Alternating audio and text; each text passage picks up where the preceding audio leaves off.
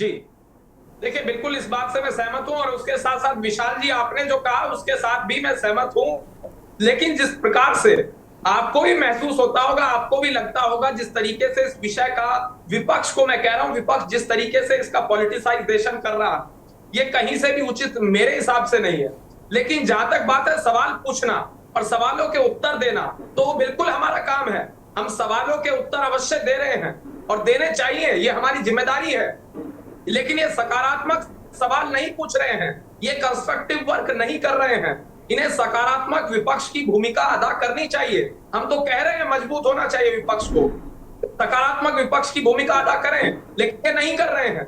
ये जिस प्रकार का आरोप भारतीय जनता पार्टी के ऊपर लगाते हैं वो बिल्कुल सही नहीं है। सरकार ने किस गंभीरता के साथ इस मुद्दे को लिया है, सरकार की क्या नियत है, इस बात को देखना चाहिए। हमारी एक ही नियत है, हमारा एक ही उद्देश्य है कि किसी भी अपराधी को बख्शा ना जाए और इस उद्देश्य के साथ हम आगे बढ़ रहे हैं।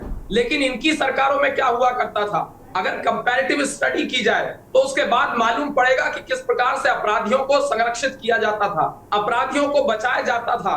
इस विषय को लेकिन ये नहीं बताएंगे, शिक्षा पर चर्चा करेंगे, लेकिन शिक्षा पर चर्चा केवल 2014 तक ही करेंगे। 2014 से पहले के भारत की कभी ये चिंता नहीं करेंगे, कभी उस विषय पर ये चर्चा नहीं करेंगे और इस विषय पर ये कभी चर्चा नहीं करेंगे जब 1975 में इमरजेंसी लगी तो शिक्षा व्यवस्था का क्या हाल किया गया था, प्रोफेसर्स के साथ क्या कुछ किया गया था, उस विषय पर कभी चर्चा नहीं की जाए।